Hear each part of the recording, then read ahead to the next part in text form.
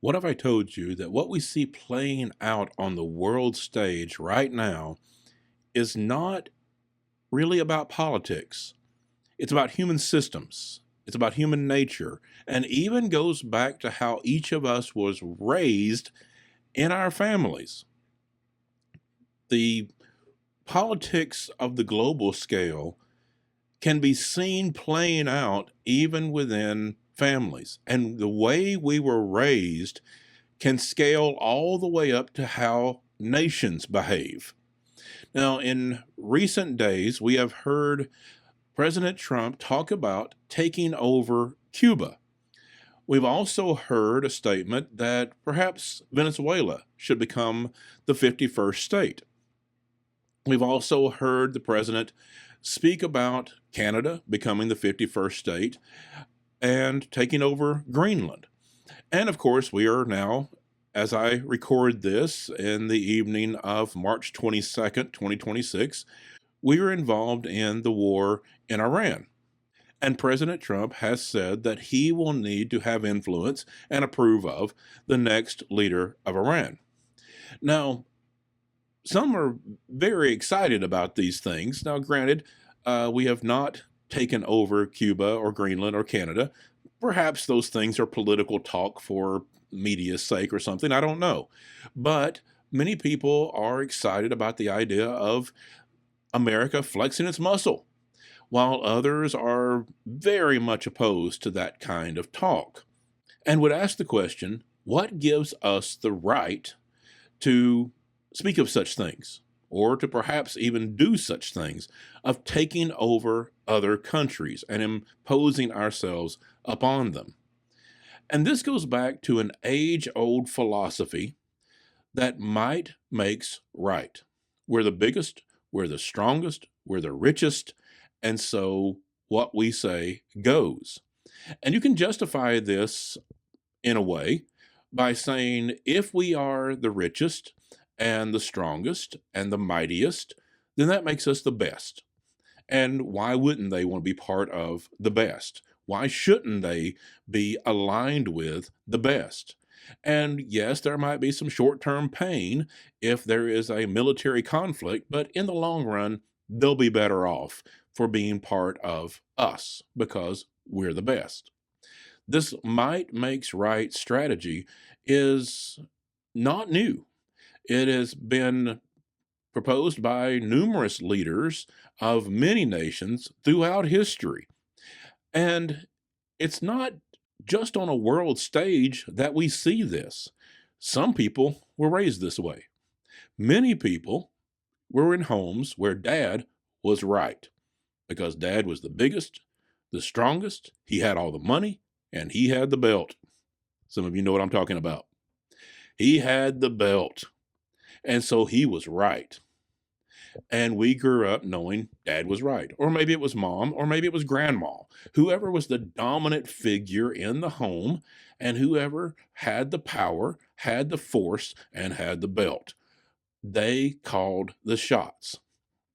And we learned that growing up. And that began to feel pretty normal because we assume whatever we're raised with is normal, that our family is just basically the way it is. And that kind of starts to feel right. And we can justify that by saying, hey, I turned out pretty good.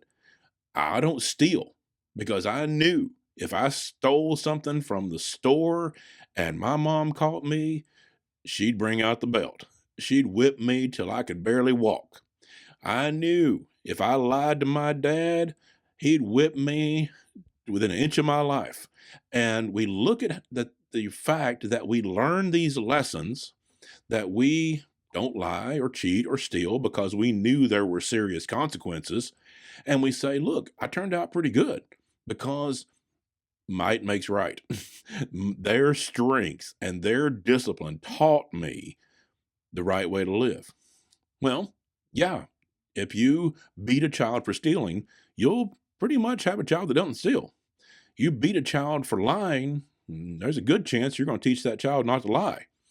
But that's not the only way to teach them. There are other systems that are not power based. There's a connection based way of teaching that teaches things like respect, that we teach children to respect other people and their property.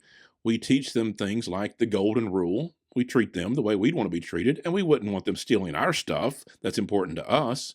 And we teach the respect for ourselves, that we don't want to be the kind of person that steals from someone else, that we have enough respect for ourselves and for others that we don't steal. And when we teach that, then we also have children that very likely turn out to not steal or cheat or lie because we've taught them to respect themselves and others in that way. It's the same result. Both ways, you can create children that don't lie, cheat, or steal. One, because they think they'll get beat, and they will, and the other because they are taught respect for themselves and others.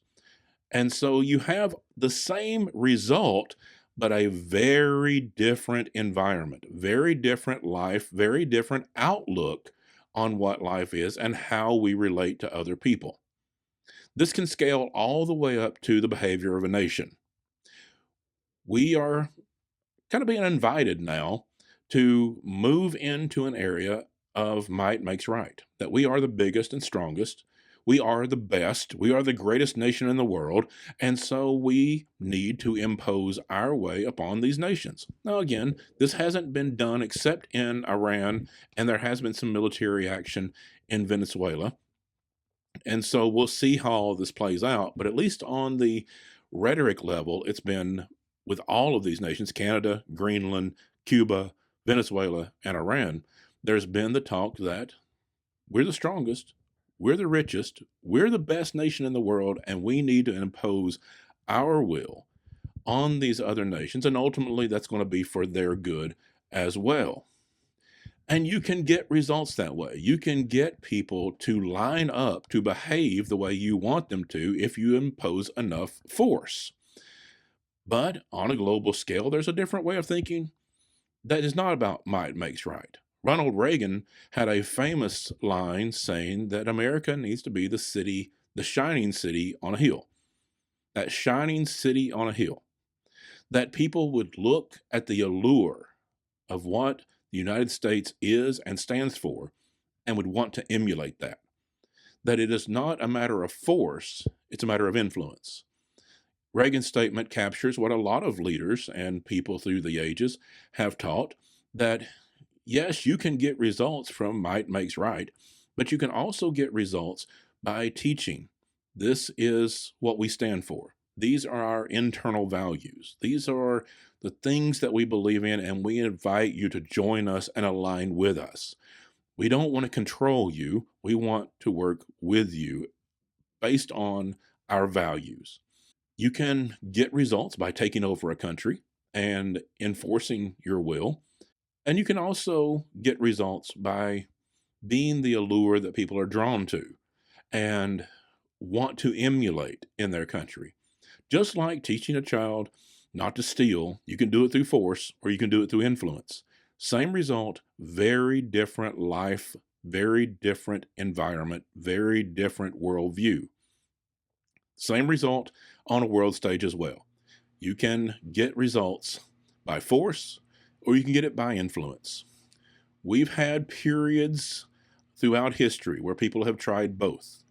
And we are in a period now where we're being invited to do more of the might makes right philosophy, that we will impose upon these nations the might of our military and our economy.